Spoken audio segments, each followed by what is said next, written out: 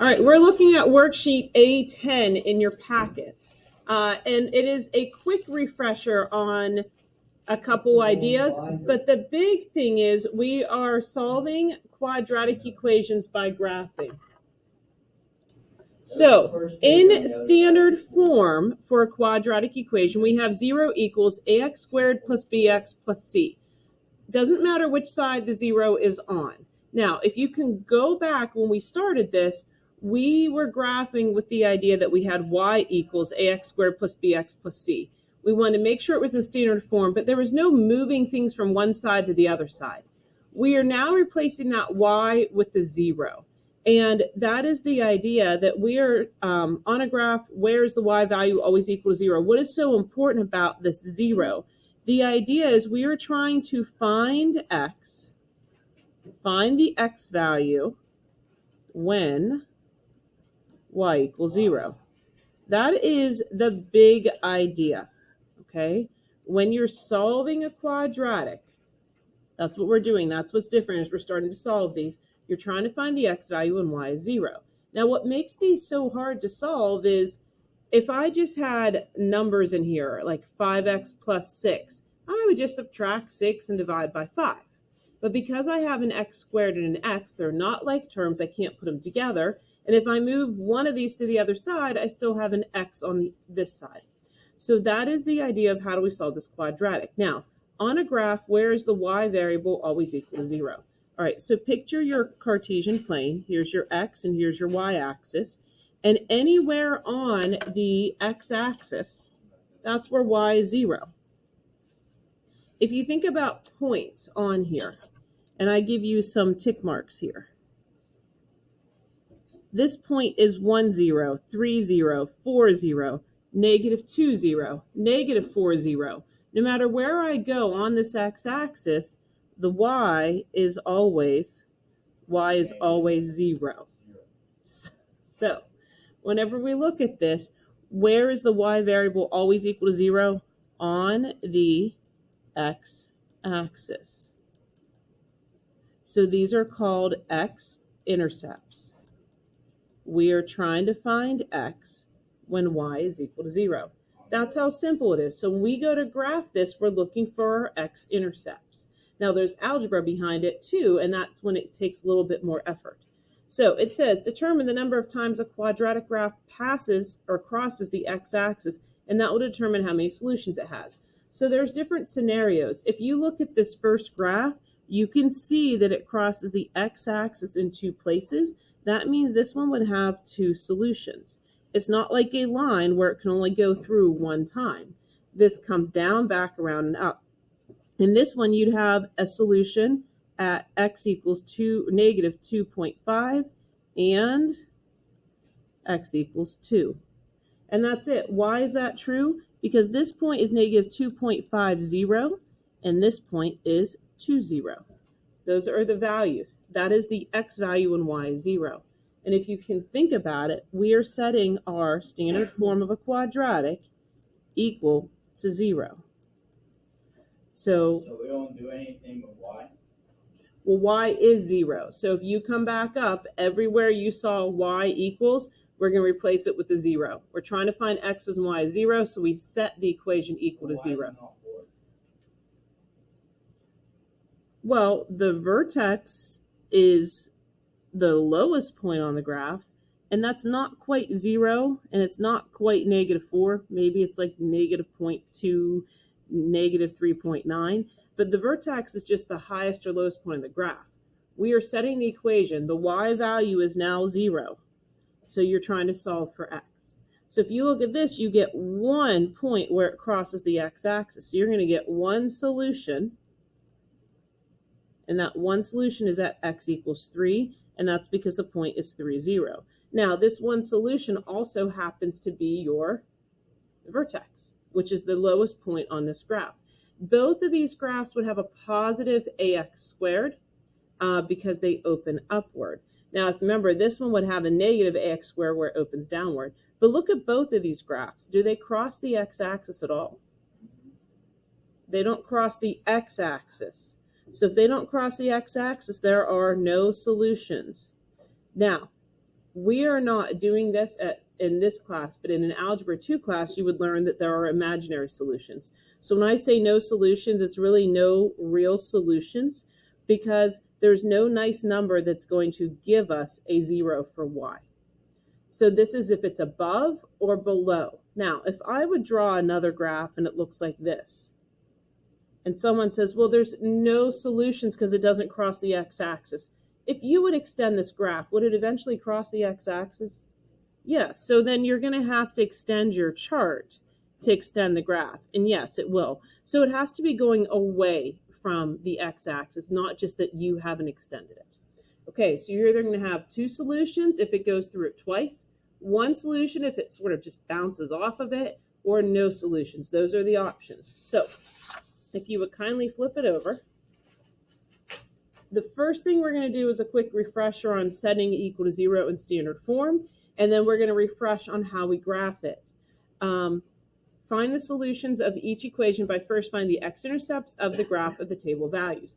So when we did this before, all we did was graph it, okay? Or we set it equal to 0. Now we're going to graph it and look for the x-intercepts. So the first thing I want to do is I want to make it 0 equals. So across the line, change the sign. First thing I'm going to do is add the 4 to the like term. So I'm working with 0 equals x squared minus x minus 6. Make sure you focus on this one. Don't go back to the original. We want it set equal to 0. Okay, so I know that we have 0 equals, but we're trying to find the y value when x is negative 3. So even though we have 0 equals, it is the same as using our y equals x squared minus x minus 6. The 0 is going to help us solve it. So take your x is negative 3 and put it in parentheses. And I know a lot of us weren't using parentheses before, but we're using negative numbers. So in your calculator, parentheses, Hold on. negative 3, close the parentheses and put the power on the outside. Now here's where you also want to use parentheses. Minus parentheses, what goes in my parentheses? Negative 3. So don't get that negative 3 mixed up with the minus sign. So it's minus and then a negative 3 minus 6. All right, if we did it right, we should get out positive 6. Does anybody agree with me? All right, what's the way to make this a little quicker for ourselves? Arrow back up, leave the negative, change out the 3 with the 2. Change out that 3 with the 2. Everything should be there, and I get 0. Now that should stick out to you. X is negative 2 when y is 0. That's going to be one of my solutions. All right, keep going. I'm going to hit delete to get rid of the negative and change the 2 to 0. So I'm just deleting with my delete key and then replacing the 2 with the 0, and I get out negative 6. And some of us notice that when we put 0 in here, we get out the c value. All right, let's see if it's symmetrical, which it's not going to be. I can tell you why. I get out negative 6. Oh, it is symmetrical. Sorry. But see how I went from negative 3 to negative 2 and it jumped 2 units? That's what you have to watch for. Then it jumped 1 unit and then jumped 2 units. So we have to watch this. So this looks like a repeat. Now let's see what 3 is. 0. Oh, that's okay. That's the other x value when y is 0. And let's see what 4 is. 6. All right. So right here it says, when y is 0, what is x? Well, x is negative 2 and 3. When y is 0, what is x? Negative 2 and 3. Now, normally we have a center point. We're missing the vertex. We don't know the vertex because you're going to see it dip here. So pay attention to your graph. Go to x is negative 3, y is positive 6. Plot your point. Negative 2, 0. 1, negative 6. 2, no. Oh, I missed my 0, negative 6. There we go. Then we have 3, 0, and 4, 6. Now, if you wanted more details, you could throw the numbers negative 1 and positive 2 in here. What you have to understand is there's a vertex that dips below this. So when you go to sketch this line in, or your parabola in, it needs to dip down and come back up. And maybe you have a better handle on that than I did. Okay, we don't need to find the vertex, but does anybody remember the formula to find it? It was x equals negative b over 2a. That's the formula that helped us find the vertex. So if we wanted a more detailed, where should this tip of the parabola be, we would use that x value, and that's normally what we do to put in the middle. Okay. Now, we did to help us graph. So if I didn't give you the table, you would use this formula to find out where you want to center your graph and then build above and below it. All right, what are the points on the graph called when y equals 0? Vertex. No, the vertex is not where y equals 0. They are the X-Intercepts. Yes. Oh, yeah. They are the X-intercepts. And we have an X-intercept at 3, 0, and an X-intercept at negative 2, 0. That's why x is negative 2 and 3 when y is 0. Okay, what's the first thing we want to do on the second graph here? You want to put negative 6 in for all the x's. Well, no, I can't do that until I set it equal to... Add 1. I have to set it equal to 0. 0 equals x squared plus 3. What's your excuse then, Mr. Adams?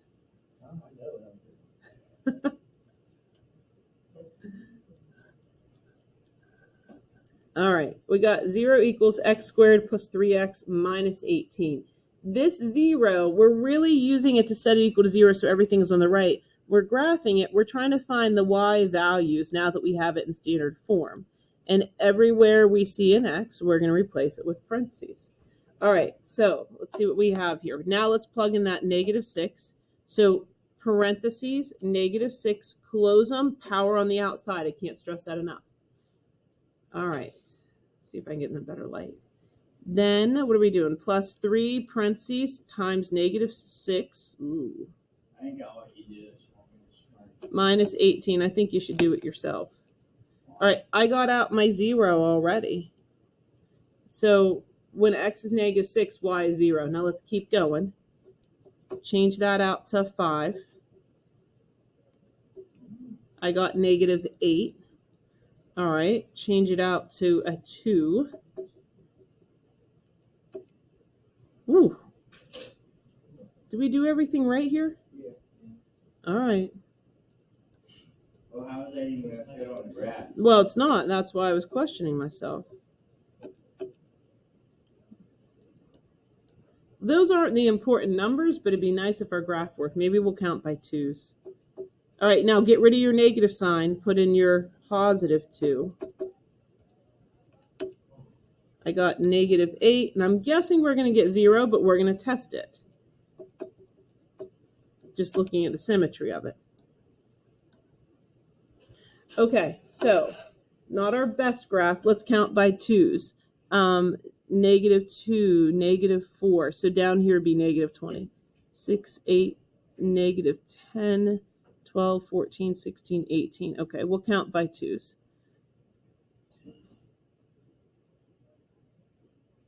So I'm gonna keep my x-axis by 1s. So I'm gonna go to negative 6, 1, 2, 3, 4, 5, 6, 0. Negative 6, 0. Then I'm going to go to negative 5, 1, 2, 3, 4, 5, and then down 8, 2, 4, 6, 8. Negative 2, whole way down here. I'm not a fan of it either, and you have to remember that you're counting by 1s and 2s, and that's why I showed it. But I wanted the graph to fit on. All right, then we're going to go to positive 2, negative 8. I skipped one.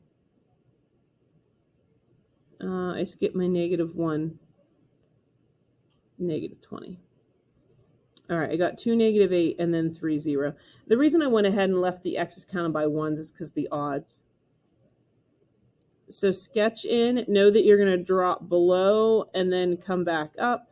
Again, hopefully you can do a better job than me. Okay.